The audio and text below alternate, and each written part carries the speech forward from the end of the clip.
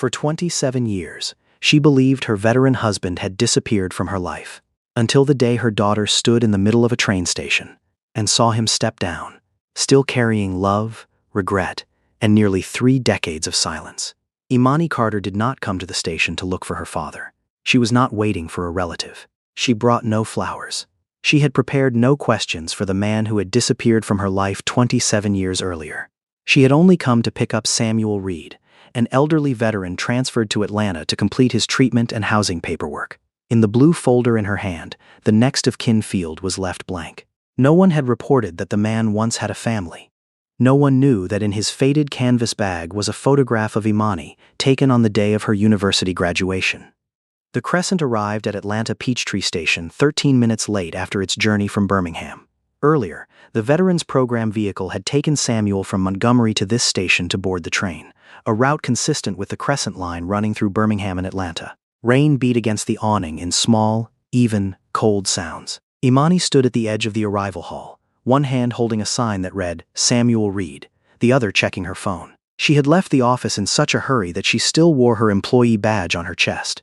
Her coat was wet at both shoulders. Her shoes made a dry, stiff sound each time she shifted her weight from one foot to the other. 36 years old. Veteran Reintegration Coordinator. 11 years of experience bringing men who no longer had an address back into rooms with locks, beds, and their own names on the lease. Imani knew not to approach too quickly, not to touch someone frightened from behind, not to ask too many questions in the first 5 minutes. She knew all of that. She did not know her father was sitting in the 4th car. When the train stopped, the sound of metal brakes stretched out beneath the station roof. The sound made several passengers wince. It made the man stepping down onto the last step freeze. He was taller than Imani remembered, or her memory had made him smaller to fit the old kitchen in Birmingham. His gray hair was cut close. One shoulder sat lower than the other. His gray coat was loose at the chest, as though the body inside had lost a great deal of weight, but the wearer had not yet gotten used to buying clothes for the new shape. He stood in the middle of the crowd, not moving forward. His eyes did not search for the sign. They swept across the entrance doors, the ticket counter, 2 security guards, and the stairs leading down to the street. Other people looked at a train station and saw a place they would leave from. He looked at it as a room that needed to prove nothing was waiting there to hurt him. Then he saw Imani. The sign in her hand dropped a few inches. There are faces people recognize with their eyes. There are faces the body recognizes first, in a span of time too short for reason to intervene. Imani saw the jawline that had once bent down to tie her shoelaces, the small scar beneath his left ear, the way his thumb circled around his empty ring finger, exactly where a wedding ring had once sat. Her breath stopped. The man blinked. His lips parted. For 1 second, the old face lost the layer of defense that had kept it still for so many years. Gracie. Just one word. Her father used to call her that when the two of them were alone. Not Grace. Not Imani. Gracie, drawing out the last sound each time he lifted her off the living room floor and set her on his shoulders. The name had vanished from the world on the morning he left home, along with the sound of keys in his pocket and the smell of machine oil on his hands. The sign fell from Imani's hand. Samuel Reed looked down at the station floor, then back up at her. The recognition that had just surfaced in his eyes was pulled back inward so quickly it nearly resembled fear. His shoulders stiffened. His hand tightened around the strap of his bag. "I'm sorry. I mistook you for someone else."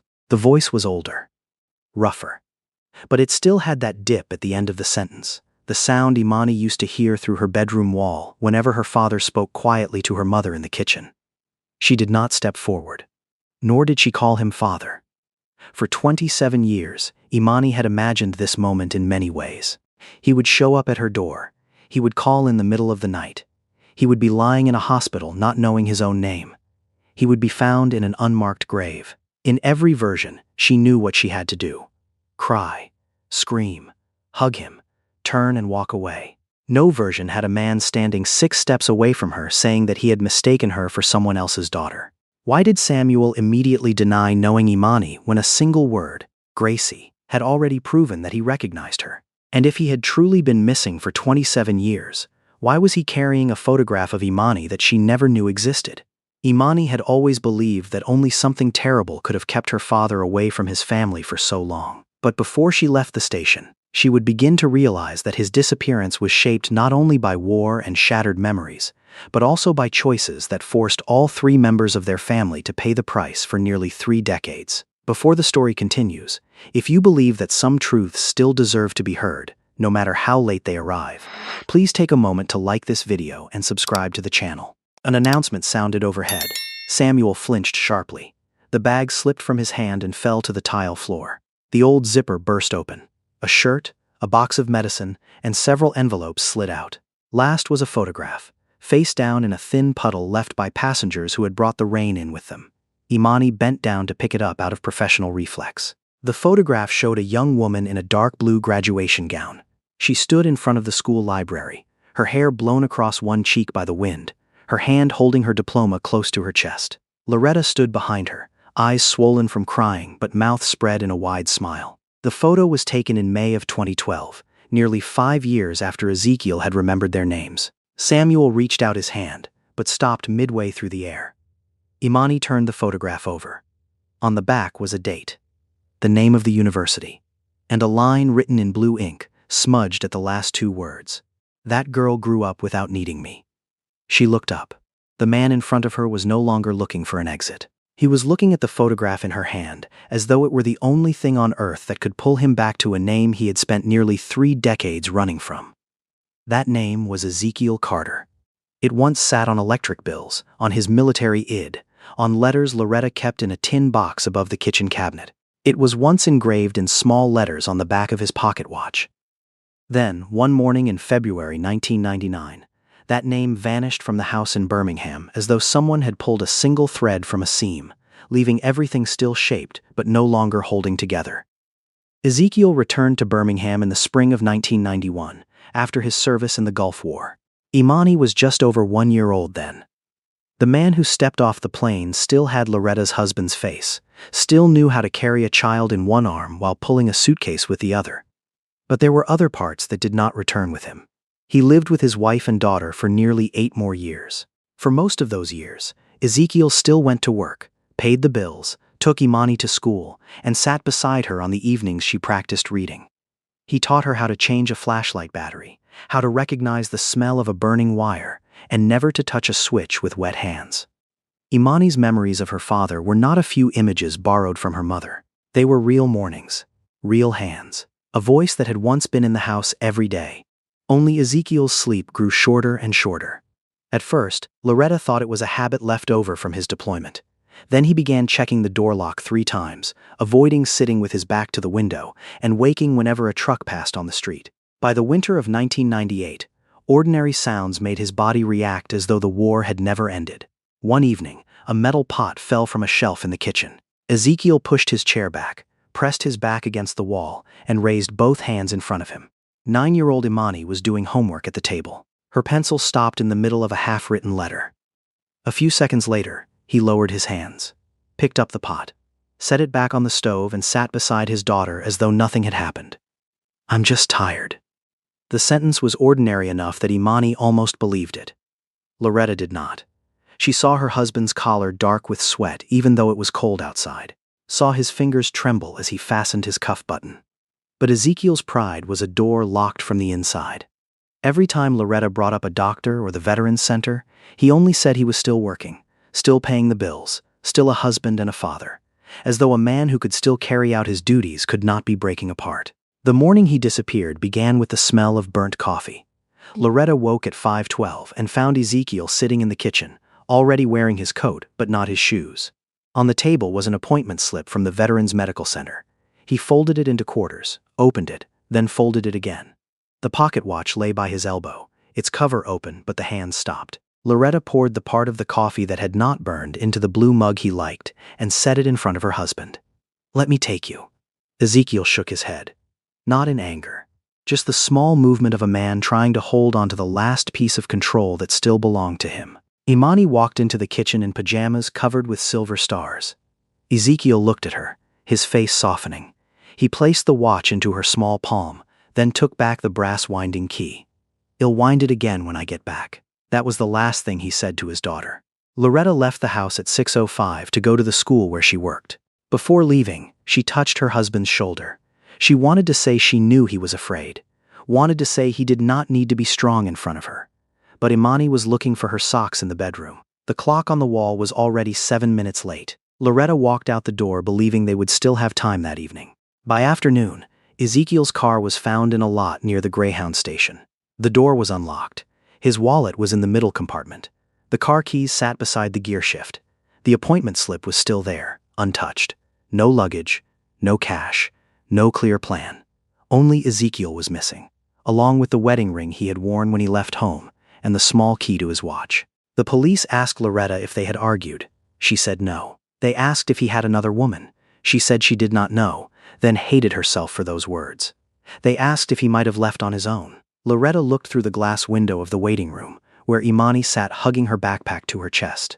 My husband would not go anywhere without his heavy coat. It was a small detail, but Loretta held on to it for years. A man who always checked his daughter's collar before going outside would not walk into a cold day in a thin jacket. An electrician, careful with every breaker, would not leave his wallet, papers, and car in a parking lot. A father who had promised to wind the watch again would not willingly leave his daughter waiting at the dinner table until the soup went cold. On the fourth night, Imani woke up and found her mother sitting on the kitchen floor, back against the cabinet. Ezekiel's brown coat lay in her lap. Did Dad leave us? Loretta could have chosen a comforting lie. Could have turned Ezekiel into a hero who met with misfortune, or a coward who walked away. Either version would have given the child a complete story. But she did not know the truth, and she loved both her husband and her daughter too much to replace it with a lie. I don't know yet what happened. 8 years later, on January 17, 2008, Imani's 18th birthday, the phone in the kitchen rang at 9:17 in the evening, the exact hour she had been born. Loretta picked up before the third ring. There was no voice on the other end, only a very faint breath, then a sound like a bus door closing somewhere far away. Loretta pressed the receiver closer to her ear. She did not say Ezekiel's name, did not ask where he was. She only stayed silent, as though any sound from her side might frighten the person on the line into vanishing once again. The breathing on the other end came near, then far. There was the low sound of an engine running, the sound of a coin dropping into a metal tray. Then the line went dead. Imani stood beside the birthday cake. She was 18, taller than her mother now, and old enough to understand that someone was trying to be present without accepting responsibility for that presence. Was that Dad? Loretta did not know. But in the deepest part of a wife who had once slept beside her husband long enough to recognize his breathing in a dark room, she knew she had just heard something. She also knew that hope could become a cruel thing if given to a child without the truth attached. Someone dialed the wrong number. Imani looked at the phone for a few more seconds, then turned back to blow out the candles. That year's wish was never spoken aloud. Loretta still knew what it was. Before that call, Imani had already spent 8 years growing up beside an empty chair. At school, she wrote her mother's name in every emergency contact field. The line for father was usually left blank. A teacher once gently asked if he had passed away. Imani said no. The woman asked where he lived. She looked at the paper and answered in a calm voice she had rehearsed many times. Nobody knows. The answer made adults go quiet. Children did not. A boy once asked if her father had run off because of debt. Another girl said maybe he had a new family. Imani did not cry. She went home, opened her mother's closet, pulled the brown coat down to the floor, and checked every pocket. There was no letter, no address. Only an old basketball ticket stub, 2 small snail shells, and the scent of a man so faded she was no longer sure she remembered it correctly. Loretta found her daughter sitting among the scattered things but did not scold her. She folded the coat, hung it back up, then sat beside Imani. If he's still alive, that means he's choosing not to come back. Loretta did not tell her daughter not to think that way. Nor did she defend Ezekiel with reasons she had no proof of. Maybe. But your father's choice doesn't get to decide who you become. Imani carried that sentence through her final year of high school, then into college in the fall of 2008. She studied social work because she wanted to understand people who disappear without dying. Veterans sleeping on station benches. Men with families they could not bring themselves to call. Men who remembered their unit's name more clearly than their own child's. She said it was a necessary profession. She did not say that every case file was a small door, and that for years she still looked through each one to see if her father stood on the other side. The calls returned on her 19th birthday. Same hour, same 3 rings. By her 20th, Loretta set a recorder beside the phone but forgot to press the button. At 21, she said her husband's name into the line. The line stayed silent for 5 seconds, then cut off. The calls became another object in the house, like the empty chair and the brown coat. Present. Never named aloud. No one threw it away because no one was certain it had lost its value. Loretta kept answering. Not because her life had stopped and gathered around the telephone. During the day, she worked at the school, took the temperature of feverish children, called parents, and split her own lunch with students who said they were not hungry. In the evenings, she checked bills, fixed the faucet, changed light bulbs, and taught herself to read bank letters before signing them. She did not wait for Ezekiel to do those things. She simply never stopped answering the phone. In the 2009-2010 school year, the school sent notice that Imani had received a scholarship from a fund for the children of veterans. The donor asked to remain anonymous. The amount was just enough for Loretta to stop working night shifts for 1 semester. In the bottom corner was the name of the managing organization, Bell and Reed Electrical Outreach, Montgomery, Alabama. Loretta called the number on the letter. A staff member only confirmed that the funds came from a donor who wished to stay private. She left her phone number, but never received a call back. By her 27th birthday, Imani was back in Birmingham visiting her mother when the phone rang at the same old hour. She stood in the middle of the kitchen and told the person on the other end that if he did not have the courage to speak, he should stop calling. The following year's call still came. Imani moved to Atlanta, worked with veterans, was promoted, and learned to leave relationships before the other person had a chance to leave her. She did not know the silent caller was still following the public news of her work. 17 years after the scholarship letter, at Peachtree Station, Imani was still holding the graduation photo when the medic picked up the remaining envelopes from the tile floor. One envelope was torn open at the flap. Inside was a copy of that year's scholarship notice, and along the edge of the paper was a handwritten line she had never seen before. Fall term paid. Please do not send a thank you letter. There was no name Ezekiel underneath, only 2 letters. S.R. S.R. was Samuel Reed. But before that name appeared on scholarship fund letters and veteran program records, it was only 2 faded words printed on a wooden sign behind the pulpit of a small church in Montgomery. Samuel. He who has been called. Ezekiel could not remember how many times he read that line before choosing it as his name. Pastor Amos Bell found him one morning in late February 1999, sitting on a bench behind the bus station. His pants were wet to the knees, as though he had waded through a ditch. His hands rested on his thighs. His palms carried the calluses of someone who worked with pliers, copper wire, and metal edges. On his left wrist was a small brass key tied on with a shoelace. The wedding ring still sat on his ring finger. Amos asked his name. The man looked straight at his mouth as though he heard the sound but did not understand what the question was for. Amos had served in the military himself. He knew there were people who looked entirely lucid while their minds were trapped somewhere no one else could see. He bought 2 cups of coffee, set one down beside the man, then sat far enough away that his presence would not become a threat. They sat there for nearly an hour. When a truck passed and a tire blew out, Ezekiel dropped low, both hands covering his head. Afterward, he stood up too fast, took 3 steps, then stopped because he did not know where he meant to run. You can come with me. Amos did not ask anything further, did not request papers, did not promise he could fix what was broken. Behind the church was a room that had once stored hymnals. Amos set up a cot, laid a clean towel on a chair, and left food outside the door.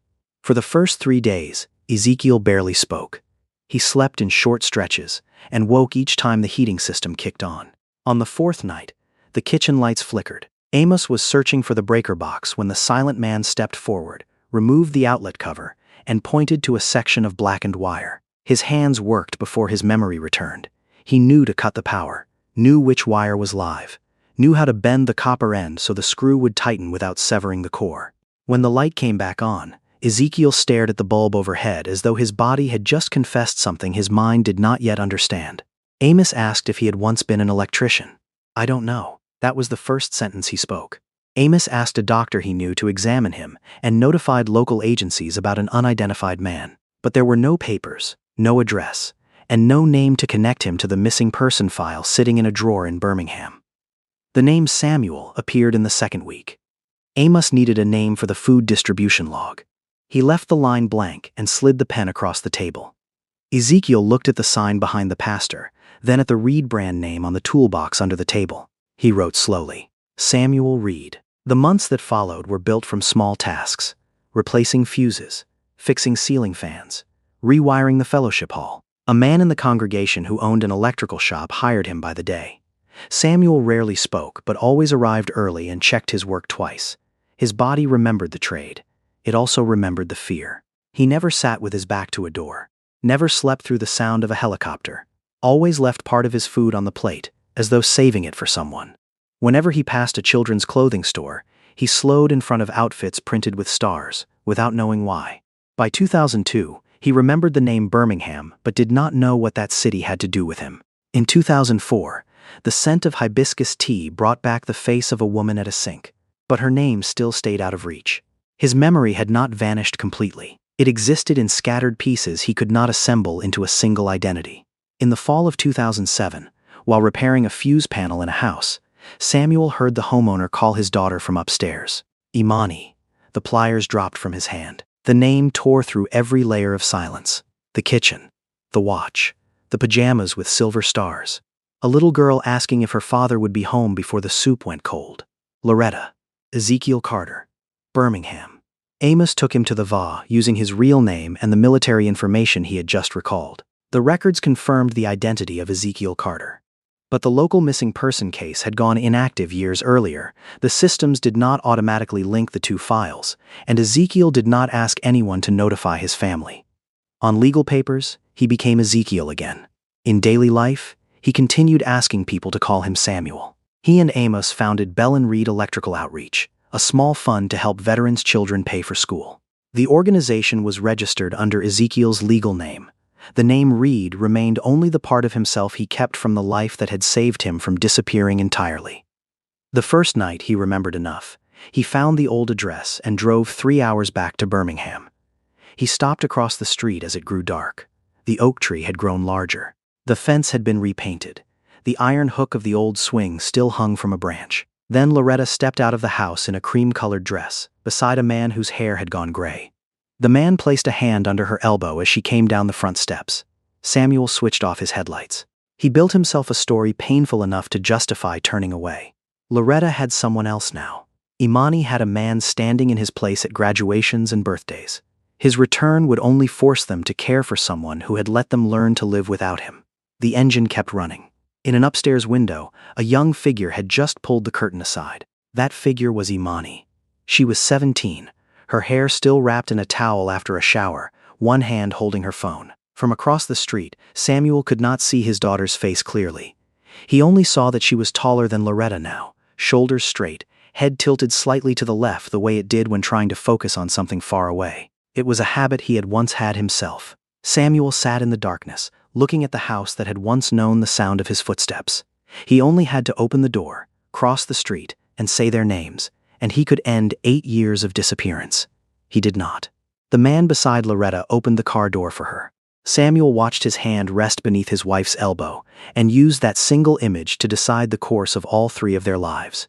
He drove away before Imani pulled the curtain fully open.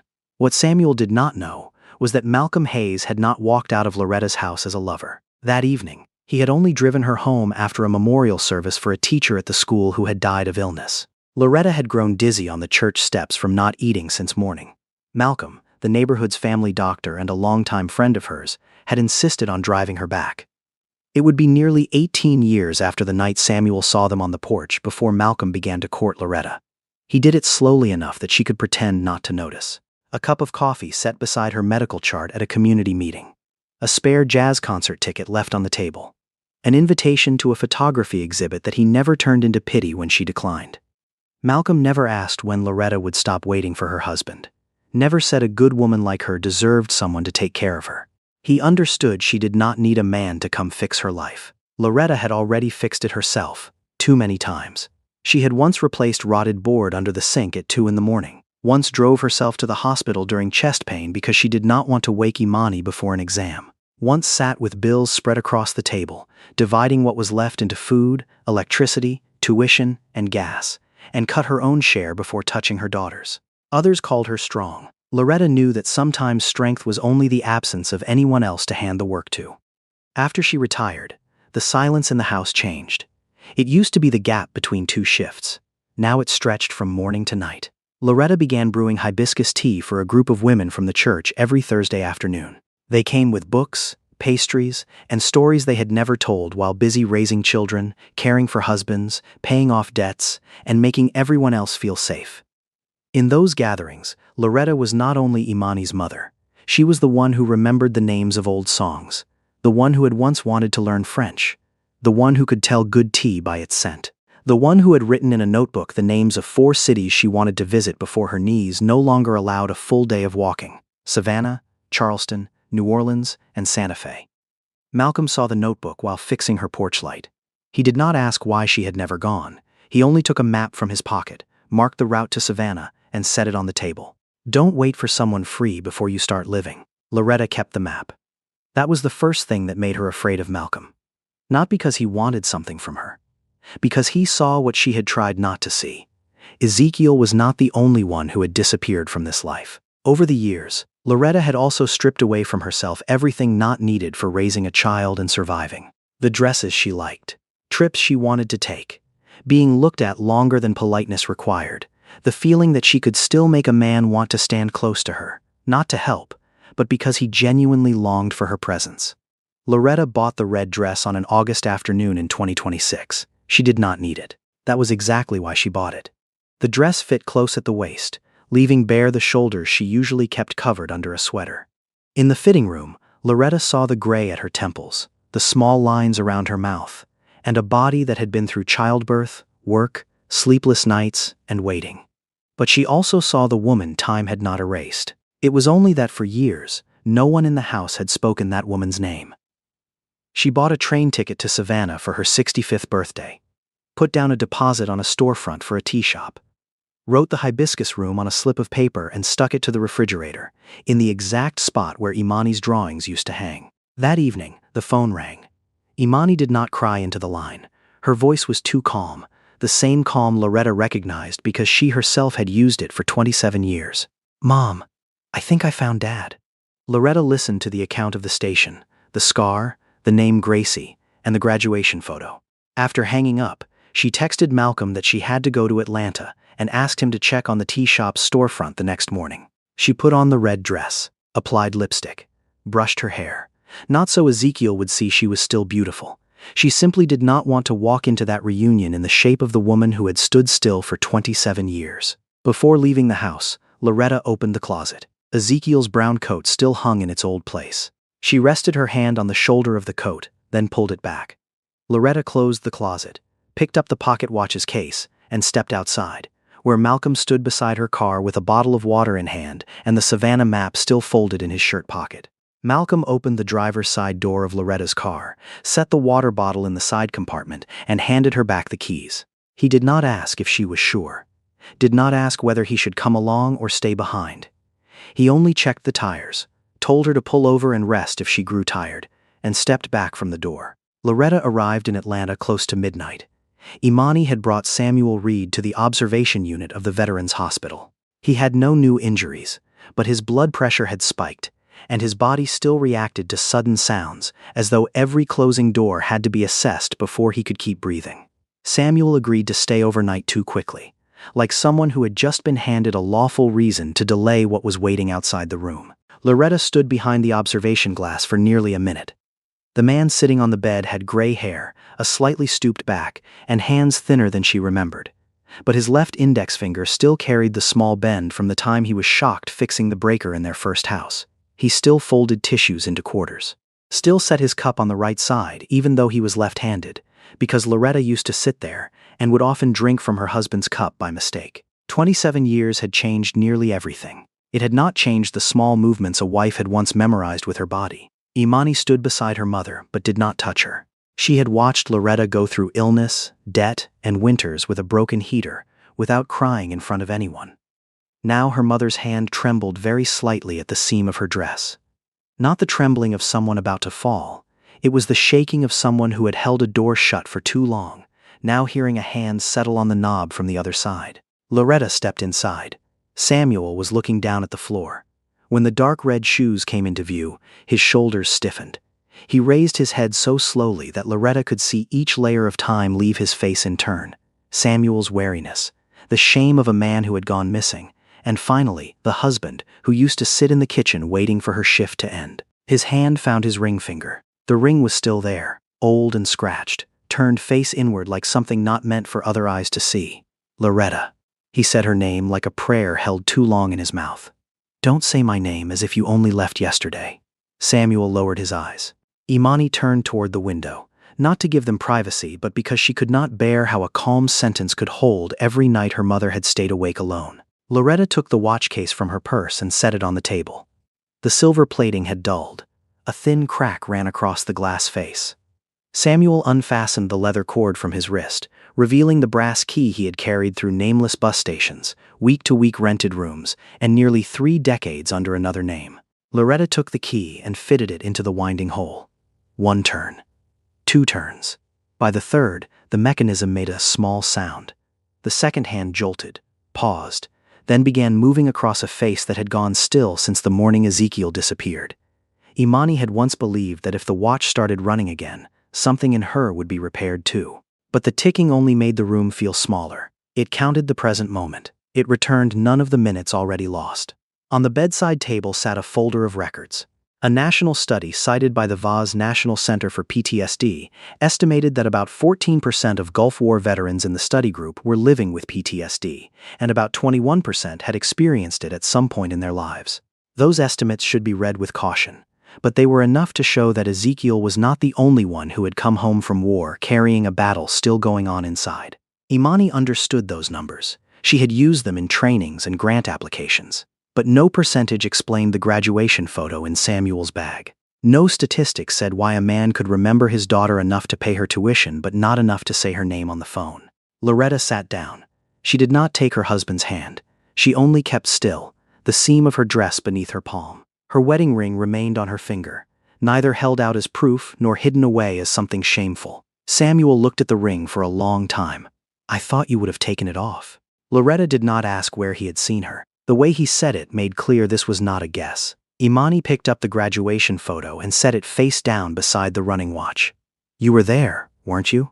Samuel did not answer. His eyes stayed fixed on the edge of the photo, where one corner had softened from being taken out and put away so many times over the years. Loretta watched his reaction.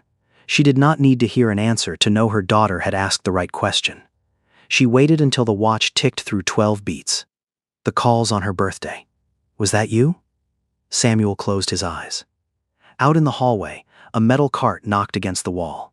His body flinched, but this time he did not look toward the door. The first time, he said, I only wanted to hear whether she still laughed the way she used to. But in that first call, Imani was already 18.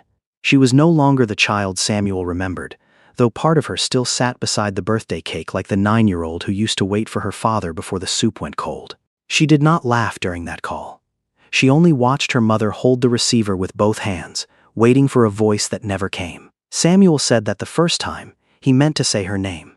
The second time, he wrote out an opening line on a scrap of paper and held it in front of him for the entire call. But when Loretta picked up, her voice made the rented room in Montgomery disappear. He was standing again in the old kitchen, where the Veterans Center's appointment slip lay on the table and his daughter was searching for socks printed with stars. He could not speak. After a few years, the silence stopped being a moment of failure. It became a ritual. Samuel bought a calling card every January, drove to the gas station 3 blocks from his rooming house, and stood in the outdoor phone booth. He remembered that Imani had been born at 9:17 in the evening. Knew Loretta would answer before the third ring. He learned about their lives through sounds not meant for him. Once, the laughter of Imani's friends in the living room. Once, Loretta telling someone to turn the music down. Another year, the house was so quiet he could hear the kitchen clock. He stood less than 100 miles from Birmingham, knowing his family still lived out each day in a house where the sound of his breath was allowed to exist for only a few seconds a year. Imani did not cry. Tears would have made his confession look like a gift, when what she was receiving was only a list of missed chances.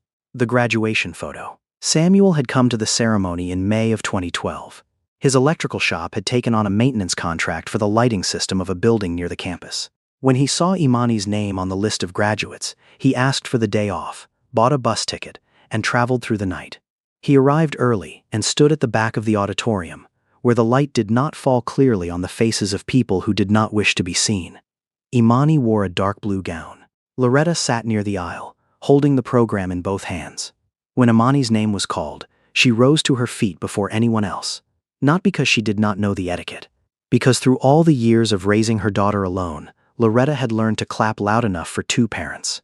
Samuel stood too. The whole auditorium rose after that. But for the first few seconds, only Loretta and the missing man in the back row stood for a girl who did not yet know both of her parents were present. After the ceremony, Samuel followed the crowd out to the lawn. He watched Imani hug her mother, watched Loretta straighten her daughter's collar even though she was already a grown woman.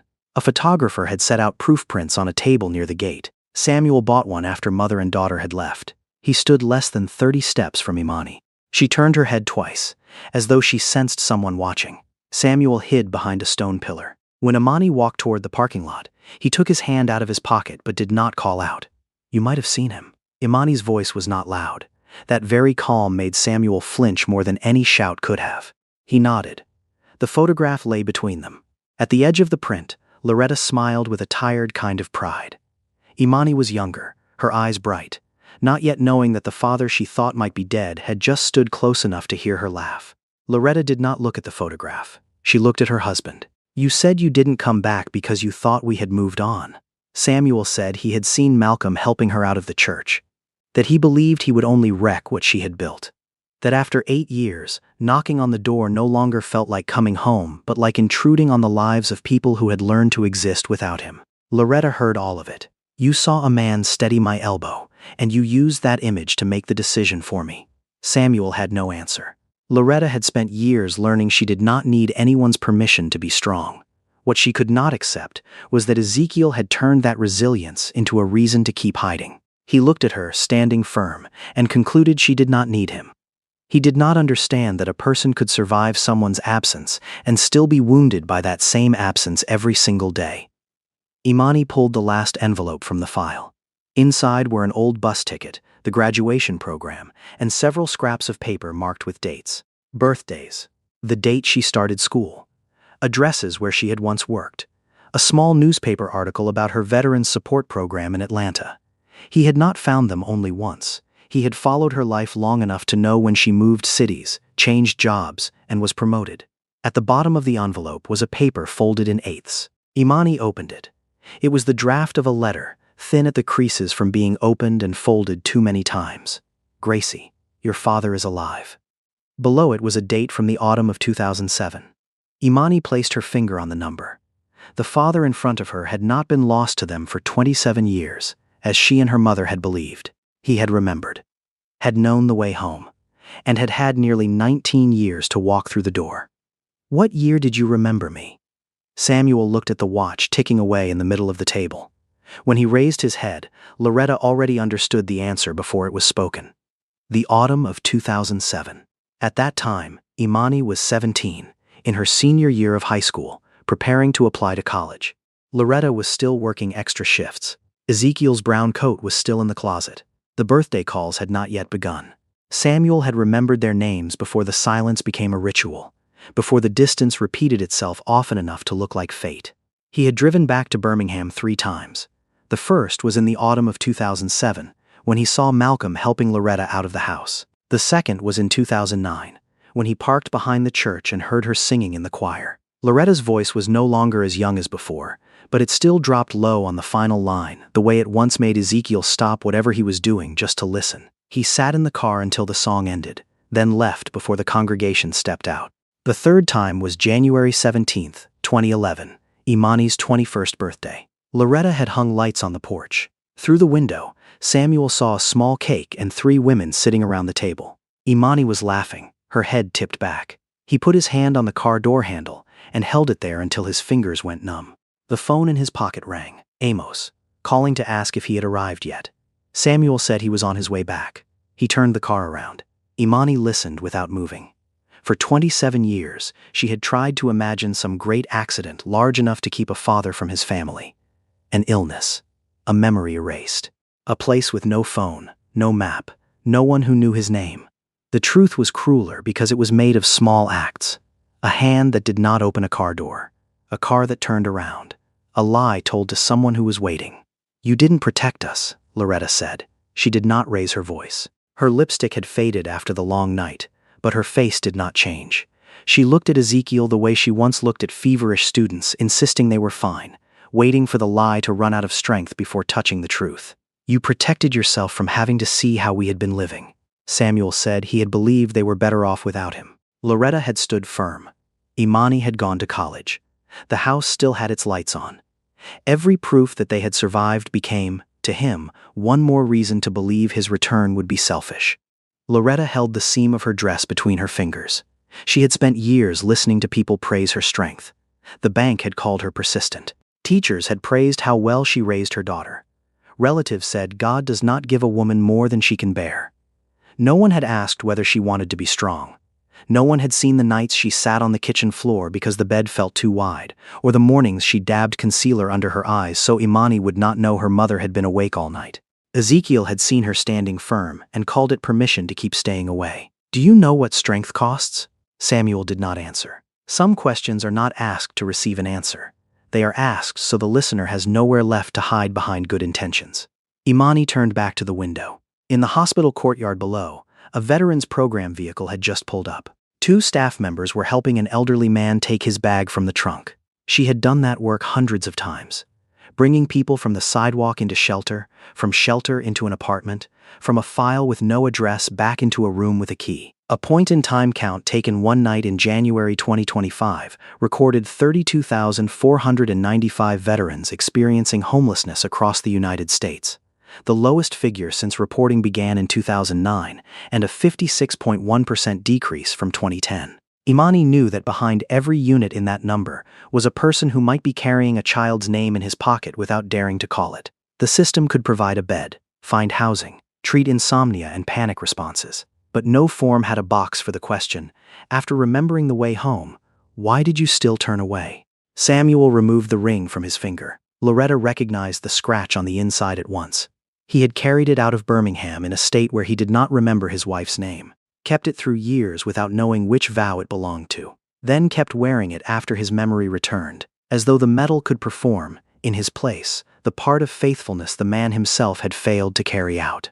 He set the ring in a small box and slid it toward Loretta. "I want to come home." She looked at the box, then at the man waiting for a sentence that could turn 27 years into a detour. Loretta did not touch it. "You can go back to Birmingham, but that house is no longer yours to claim." Out in the hallway, footsteps stopped in front of the door. Malcolm stood behind the glass, holding the bag Loretta had left behind in the car, while Samuel, for the first time, laid eyes on the man he had once used as his reason for turning away. Malcolm did not step inside right away. He stood behind the glass, one hand holding Loretta's bag, the other resting on the handle of an umbrella still damp with rain. From where he stood, he saw the man who had once vanished from her life, the ring in its box, and the 2-step distance between 2 people who had once shared a bed. He did not knock, did not turn his presence into a statement. Loretta turned first. She looked at Malcolm, then at Samuel. For a moment, both men waited on something from her. One waited to be let back in. The other waited to see whether he should stay or go.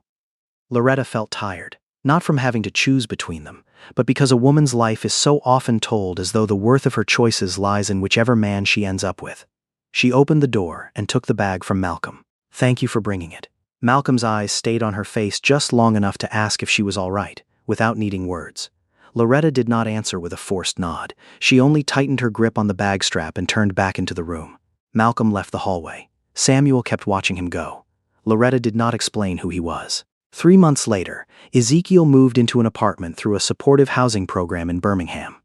The unit had a single bed, a dining table large enough for 2, and a window looking out over a parking lot. He was given medication, a therapy schedule, and a key with his real name on the tag. The first time he held it, he stood in front of the door for nearly a minute before fitting it into the lock. Imani visited every 2 weeks. She did not call him father, did not bring old photographs.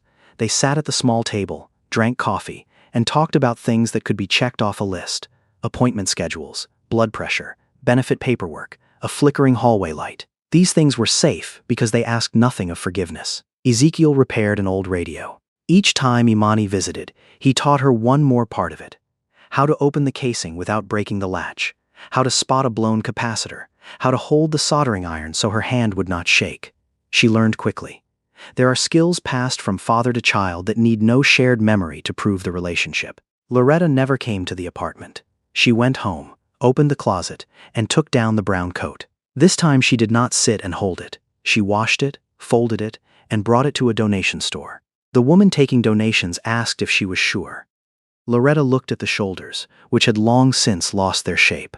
Yes. She also took off her wedding ring. She did not throw it away, did not set it in front of Ezekiel as punishment. She placed it in a wooden box along with Imani's birth certificate, the train ticket to Savannah, and the lease for the Hibiscus Room's storefront. The things in the box were no longer proof of who she belonged to. They were a record of the choices she had made for herself. Opening the shop turned out to be harder than the dream had been. The bank wanted a revenue plan. The city wanted permits. The landlord wanted a deposit before the plumbing could be redone. Loretta sat in consultations with women 2 or 3 decades younger than her, and did not let her age turn her into someone who was only there to listen. She learned how to price each cup of tea, how to calculate rent on a day with no customers, how to write her own name on the owner line without looking around to see who would confirm she had the right to do it. On opening day, Imani arrived at 6 in the morning. She stacked books on the shelves, wiped down every cup, and hung the now-running pocket watch on the wall behind the counter. Loretta wore a cream-colored dress. The red dress was saved for Savannah. Malcolm arrived 10 minutes before opening. He brought a framed map, the 4 cities Loretta had once written in her notebook marked with gold dots. He hung it near the window, then stepped back, leaving it to her to decide whether to keep it. Ezekiel came later. He stood outside the glass door, wearing a white shirt and a crooked tie. In his hands was a small potted hibiscus. He did not step inside until Loretta saw him and gave a small nod. The 2 men stood on opposite sides of the room, but neither stepped forward to claim her life for himself. Loretta opened the drawer beneath the counter, placed the wedding ring inside, and closed it. She looked at the sign on the door. Outside, a few women from the neighborhood were already waiting under the awning, books in hand, hair still damp from the early rain. She rested her hand on the sign. Behind her, Ezekiel looked at the watch. Malcolm straightened the map's frame. Imani stood beside the first pot of hibiscus tea, waiting for her mother to do what no one else could do for her. Loretta flipped the sign to open. The small bell rang.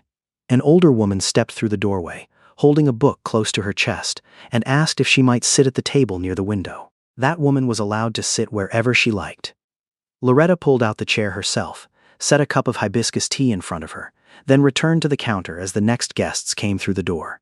Before long, the room filled with the clink of spoons against cups, the flutter of pages turning, and the voices of women who had lived long enough to stop apologizing for wanting a seat by the window. Loretta moved among them with the same calm that had carried her through her hardest days. But this time, she was not serving out of obligation. Every cup of tea carried her name on the receipt. Every key in her pocket belonged to a door she had opened herself. Ezekiel sat near the wall where the watch hung. He did not step behind the counter, did not fix the slightly tilted shelf, even though his hands recognized the flaw the moment he walked in. He drank his tea slowly, glancing now and then at Loretta, laughing with a customer. Some of those smiles he had known before. Others were new, coming from a place inside her that 27 years ago had not yet had the chance to form. Malcolm left the shop before noon. He touched the frame of the map lightly on his way out, reminding Loretta that the train ticket to Savannah was still good. He did not kiss her, did not look at Ezekiel as a rival. He only said he would call Monday evening, then stepped out to the sound of the doorbell. Ezekiel watched him go, but asked nothing. That was the first thing he learned about Loretta's life now. Not every empty space was his to fill. A year after opening day, the Hibiscus Room was open 6 days a week. The shelves held books by Black women authors, photographs of women from the neighborhood, and a postcard Loretta had sent from Savannah. In the photo, she stood alone on a cobblestone path near the river, wearing the red dress, her hair pulled off her shoulders by the wind. She had not asked anyone to take the photo to send to a man.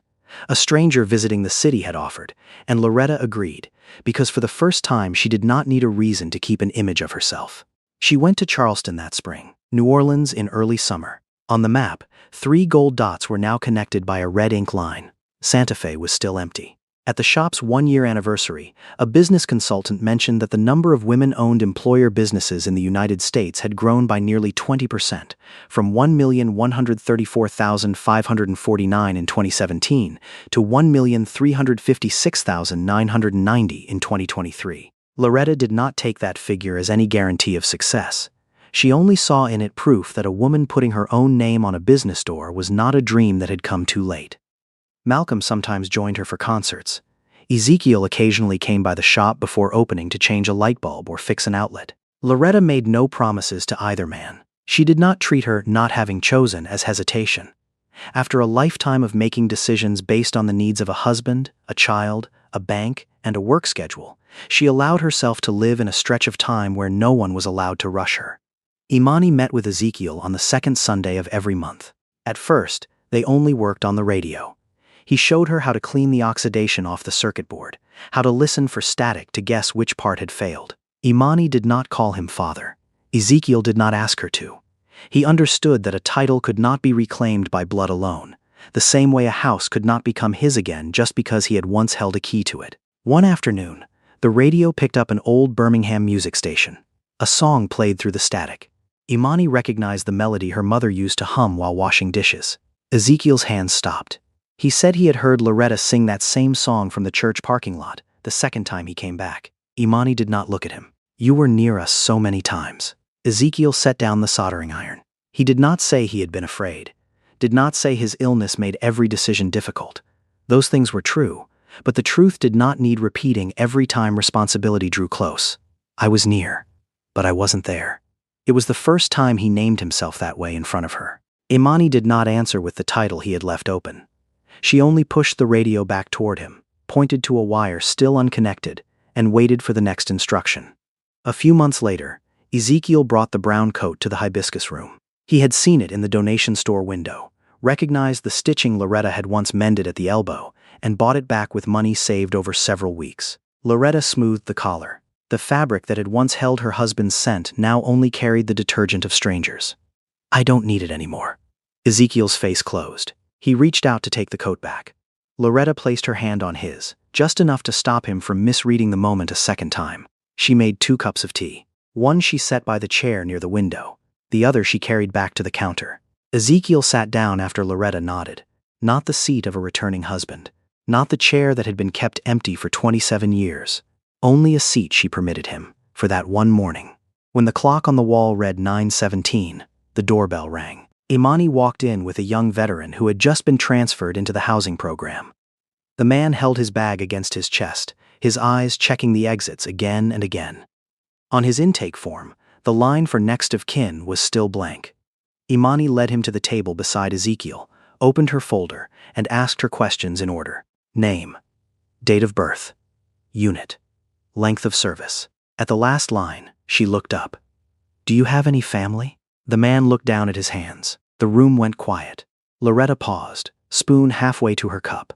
Ezekiel did not turn around, but his shoulders lowered slightly, as though he recognized that silence. Imani did not ask again. She set down her pen and waited, longer than she usually did, while the man across from her kept searching for a name safe enough to say out loud. Because sometimes, what a person needs most is not advice, nor a question repeated louder.